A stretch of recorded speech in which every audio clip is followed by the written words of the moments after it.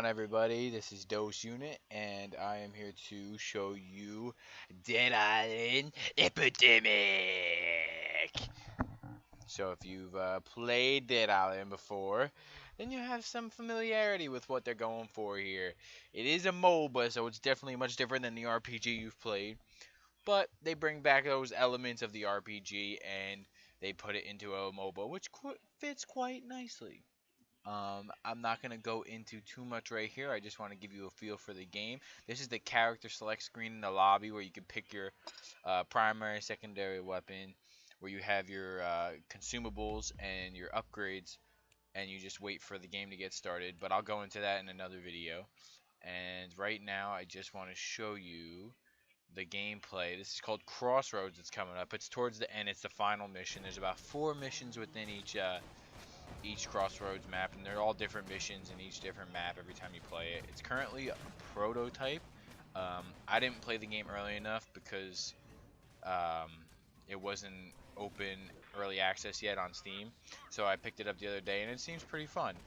But what I was getting to was the prototype is another mode that they made because apparently there's a mode previous to this that was PvE, and it wasn't quite as fun or didn't work out as well as they wanted to. I'd have to read up on it, but there's a survey you take at the end of playing it, and they want to know how you feel about it. And so far, it's pretty cool. I mean, they could do a lot more with it. There could be more missions, but it's early, so you can't expect too much. This is one of the harder missions. When you level up a little bit more, because you level up by character, when your character is a little bit higher level and your group's a little bit higher strength rating, you can get harder bosses throughout the missions, and this is the final mission of our PvE Crossroads game mode, and we eventually got to this man, Tibor Dollar. He was actually pretty tough. I had a perfect run yesterday night. I played a game and I had a perfect run, and this guy was nearly as hard as this guy. The guy last night wasn't nearly as hard as this man, but also this group wasn't as good as I don't think. We were kind of, as a PvE pub group, we were on the same page last night, and it was pretty good. But yeah, so far I've sunk in about 20-some hours into this, and I've had a pretty good time playing it. I didn't expect much, actually, because I did play the first Dead Island. I didn't play the second one because it seemed exactly the same. You're just buying a new game. Not a new game. You're buying the same game with different packaging. So it didn't seem as fun. The story seemed exactly the same in a lot of games I played for the story. So I wasn't very into that. But I did like the first Dead Island, and I played it with a bunch of my friends, and it was very fun. And this game seems like people can get into very easily now. Like I said, it is a MOBA style game. There is a PvP mode that I will show you in another video, and you can have 3 teams fighting each other in that PvE mode with 12 people all together, and you and your friends can go around, and all it is kind of capture points with and with these points you get supplies, and you have to end up getting more points than the other team. But the cool thing is you can go around and you can steal from the other team's supply truck, so you can kind of fuck the other team real hard, and that's really fun because what you can do is the 2 teams can go after the one team and prolong the game a little bit more and kind of make the game a little bit more even.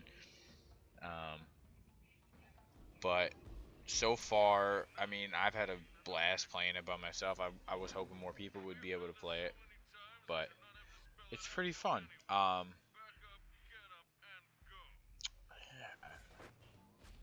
There's definitely, as far as MOBAs go now, there's definitely a shift towards making MOBAs more fun and easier to access, which I think is good because games like Dota, League of Legends, they are competitive, and to get into those games, you need a lot of time to learn the map, um, learn the heroes, learn the items that you need for those heroes, and then to counter those heroes. There's a lot of little intricacies that go into learning these games, which sink a lot of time into those games before you can even become almost average. with games like this now that are coming out, there's just it's very simple to get into. It's very easy.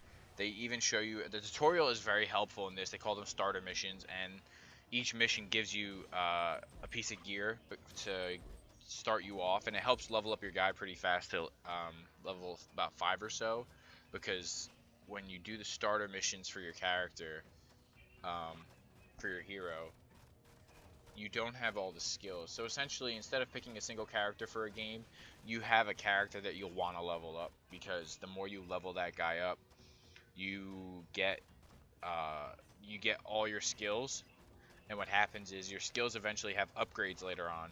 So my Q down below, uh, when it was not upgraded, it was just an AoE swipe right in front of me for damage, just like that. But now, since I have it at level 3, level 2 actually it gives you a hamstring, so when you level that up to level 2, it immobilizes them and gives them a hamstring. And also, now at level 3, it gives me an instant recast for a life leech thrust. So essentially, it gives me 2 swipes with 1 skill. So the only thing about that is you're going to be spending a lot of time with one hero, and that's not going to be as fun because you may get tired of that hero and you're going to have to level up somebody all over again.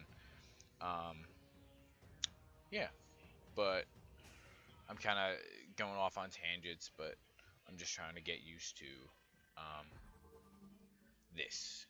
So, yeah, thanks for listening. I'll be making more stuff in the future. I also stream. I have a Twitch um, that I stream on regularly, and yeah, hopefully you enjoy the video. Hopefully you turn down to the game, and I'll see you next time.